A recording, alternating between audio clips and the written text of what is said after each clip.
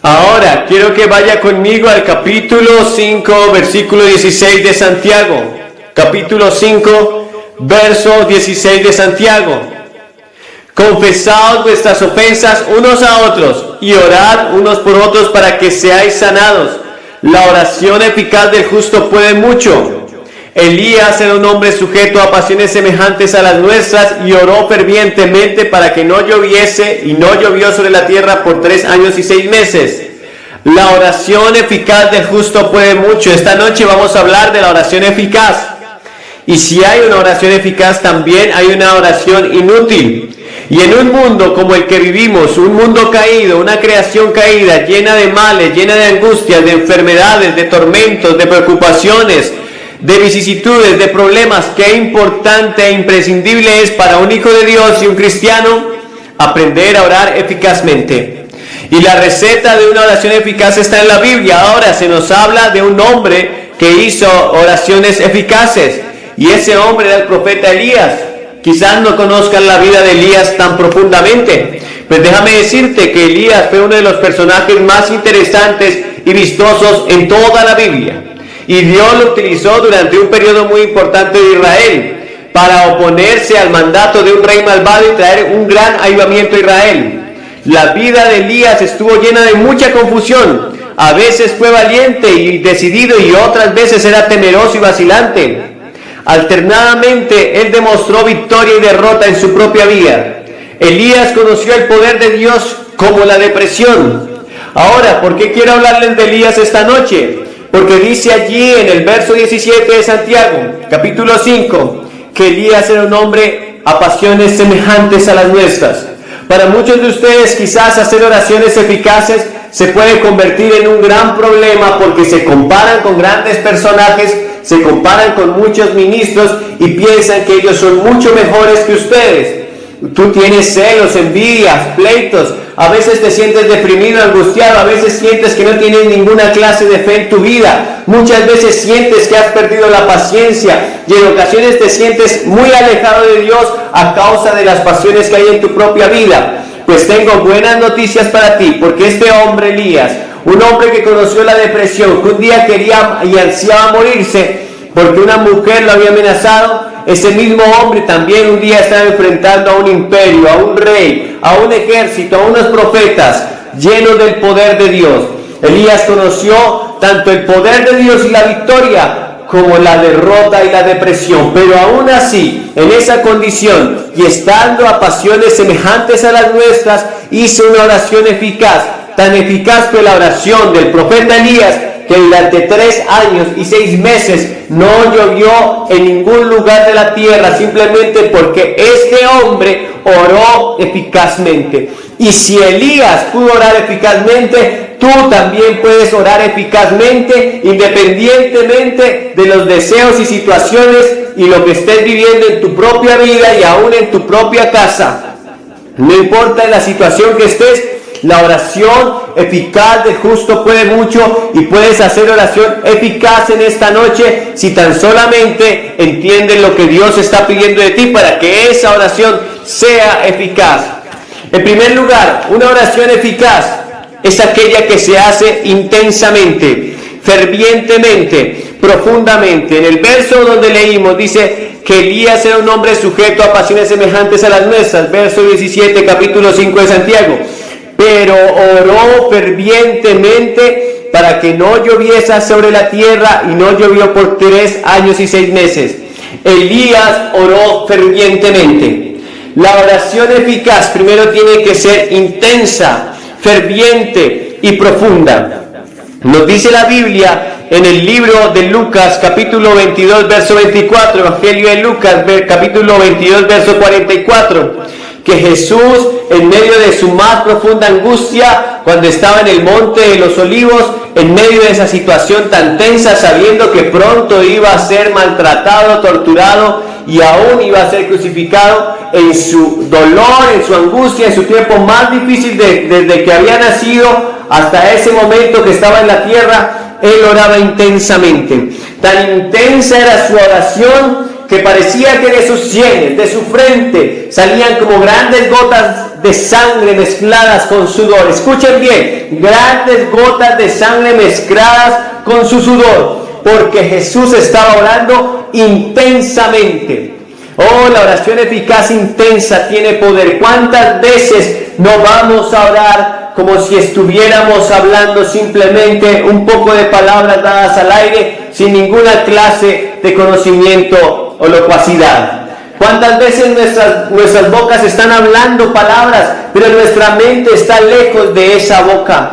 Nuestra mente y nuestro corazón están vagando y divagando en muchos quehaceres, porque muchas veces hemos aprendido a orar como un hábito, hemos aprendido a orar como un rezo, hemos aprendido a orar, pero no lo hacemos intensamente, porque mientras nuestros labios están pronunciando quizás oraciones muy elocuentes, muy vistosas, nuestra mente quizás está pensando en qué tendremos que hacer mañana, qué clase de traje nos vamos a poner, o a qué horas tenemos que llegar a la oficina, o las cuentas que tendremos que pagar, o incluso en qué sermón tendré que predicar. Y entonces nuestra oración no es intensa, no tiene valor, dista mucho de la intensidad con la que Jesús oraba, porque algo es lo que está diciendo en nuestra boca, pero nuestro corazón está lejos de esa oración. Pero Jesús oraba intensamente, todo su ser, su espíritu, su alma y su cuerpo estaban enfocados en pedir: Padre, si quieres de mí, pasa esta copa, pero no se haga lo que yo quiero, sino tu voluntad. Pero también nos dice la Biblia que Elías oró fervientemente. Elías oró fervientemente de tal modo que la tierra, el cielo produjo lluvia y la tierra dio fruto. Pero también, para cerrar el cielo, dice Primera de Reyes, capítulo 18, verso 42, que Elías se postró en oración y se arrodilló y comenzó a orar largamente. ¿Sabes? La oración ferviente es aquella que nace de gemidos, de un corazón que verdaderamente está comprometido a creer lo que está hablando con su boca. Pero también la oración tiene que ser profunda. Dice la Biblia en primer libro de Samuel, en el capítulo 1, verso 10 al 11, que Ana en su amargura lloraba amargamente mientras oraba. Era lo más profundo de su corazón que estaba siendo expuesto ante el Dios Todopoderoso. Y cuando tú y yo hagamos oraciones de ese tipo, entonces esa oración va a ser una oración eficaz. Pero ¿cuántas veces nosotros no estamos hablando y nuestro corazón, nuestra mente están divagando? La oración eficaz del justo puede mucho. Es tiempo que la iglesia se vuelva a la oración y comiencen a clamar y a orar como aquella iglesia primitiva estaba orando allí en el capítulo 2 de Hechos, en el aposento alto. Como aquella iglesia que cuando fue perseguida, dice allí en el capítulo 4 de Hechos, se unieron a orar. Tan ferviente fue la oración de aquellos discípulos, de aquellos primeros cristianos, que cuando terminaron de orar, dice la Biblia que el lugar donde estaban tembló y todos fueron llenos del Espíritu Santo. Esa es una oración ferviente, esa es una oración intensa, esa es una oración profunda. Y así quiere el Señor que tú y yo estemos orando para que nuestras oraciones sean eficaces. En segundo lugar, una oración que es eficaz debe estar llena de fe. Santiago capítulo 1, versos 6 y 7 dice: pero pida con fe, no dudando nada, pues el que duda es semejante a las ondas del mar, que son arrastradas de un lugar a otro. No piense pues quien tal haga que recibirá cosa alguna del Señor. Es necesario que tú y yo oremos fervientemente, pero también esté ese vínculo sagrado de la fe, porque sin fe es imposible agradar a Dios. Porque sin fe es imposible que podamos entrar ante ese trono de gracia y conseguir las victorias que Dios tiene para su pueblo. Tú me dirás: Billy, bueno, yo no siento ni un poco de fe. Creo que la fe se esfumó de mí hace mucho tiempo. De hecho, creo que la perdí y ya no la podré encontrar. Como si hubiera criado alas y se hubiera marchado a vivir en un bosque muy lejano, el cual ya no puedo encontrar. Pues dice la Biblia que a ti se te fue dada una medida de fe. Todos tienen una medida de fe. No hay nadie que no tenga una medida de fe. Dice en Romanos 12:6 que a ti te fue dada una medida de fe. sea que lo sientas, sea que lo creas, sea que no veas esa fe en tu vida. Sin embargo, allí está tu fe y saldrá justo cuando la necesites. Marcos 11:24 dice: y todo lo que pidas en oración, creed que lo recibiréis y os vendrá. Es necesario que en nuestros tiempos de oración tengamos nuestra fe y nuestra esperanza y todo nuestro sentido de oración puesto en lo que estamos clamando. Esa fe va a aparecer justo ahí cuando la necesites. Tienes esa medida de fe. Tú dirás: bueno, Billy, quizás tienes mucha más fe porque haces grandes eventos, porque haces grandes cruzadas, porque multitudes vienen cuando predicas. Pero cada uno de nosotros tiene una medida de fe, y el tamaño de la fe realmente no importa. Pues el mismo Jesucristo dijo que si tuvieras fe como un grano de mostaza, que es la más pequeña de todas las semillas, esa fe produciría grandes milagros, de tal modo que trasladarían los montes de un lugar a otro si no dudaren. Hay que reprender la duda cuando estemos clamando y orando, y entonces esa fe saldrá, comenzará a producir milagros en el momento en que tú empieces a orar fervientemente, a clamar, a participar en tu oración llena de fe. Pero en tercer lugar, una oración que es eficaz es aquella que se hace con un corazón limpio. Y dice en primera carta de Timoteo, capítulo 2, verso 8: levanten manos santas sin ira ni contienda. Quiero que los hombres oren en todo lugar levantando manos santas sin iras ni contienda.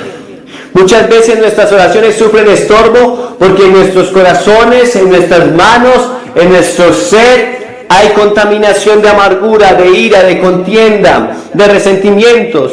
Y dice la Biblia, por ejemplo, que las oraciones de un esposo pueden ser estorbadas cuando él no vive en sana mansedumbre y trata como a vaso frágil a su esposa. En 1 Pedro 3:7 dice: vivan con sus mujeres con sabiduría, dando honor a sus mujeres y no las traten ásperamente, para que sus oraciones no sufran estorbo. Y dice en Marcos 11:24: y cuando estén orando, perdonad si tienen algo contra alguien, para que vuestro Padre que está en los cielos también los perdone. Y dice en Hebreos 12:15: mirad bien, no sea que alguno deje de alcanzar la gracia de Dios, que brotando alguna raíz de amargura los estorbe, y por ella muchos sean contaminados. ¿Cuántas oraciones, quizás llenas de profunda intensidad, cuántas oraciones quizás muy fervientes y llenas de fe, han sufrido estorbo, porque en nuestro corazón hay resentimientos y hay amargura? Y allí dice en Hebreos 12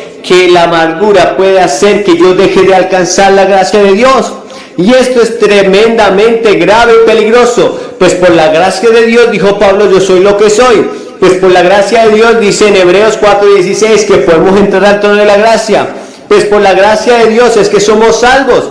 Por la gracia de Dios, que es un don, un favor, un regalo inmerecido, es que podemos tener cualquier cosa.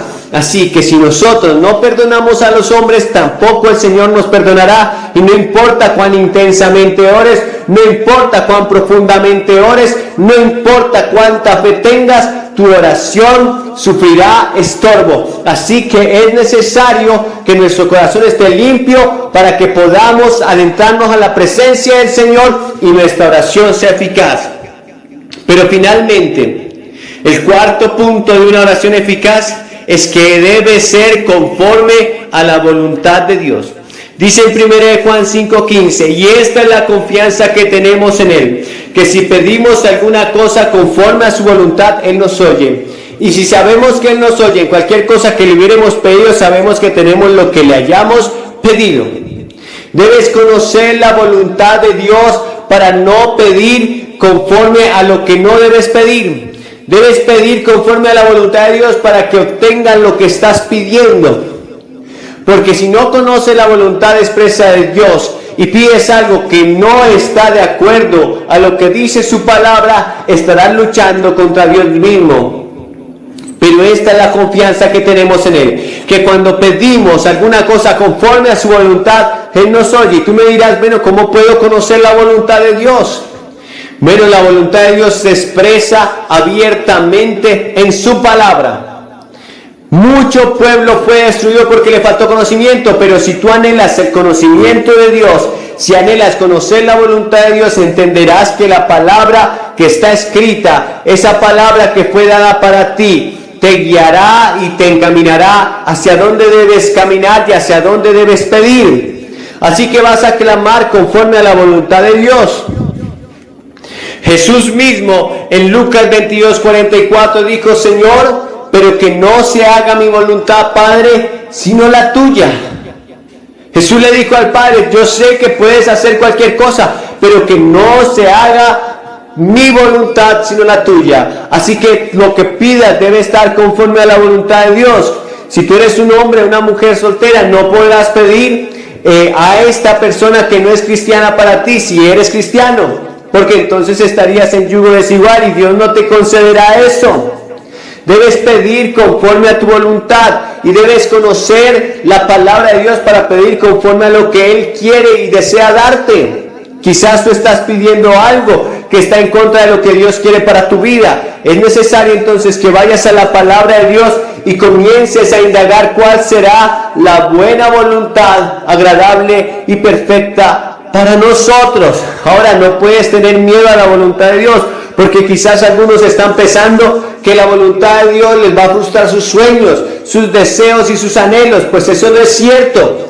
Pues dice la Biblia allí en Jeremías 11:29 que los pensamientos de Dios para nosotros son de bien y no de mal, para darnos el fin que esperamos, y que los deseos del justo van a ser dados a aquellos que le aman. Deleítate a sí mismo en el Señor y Él te concederá los deseos de tu corazón.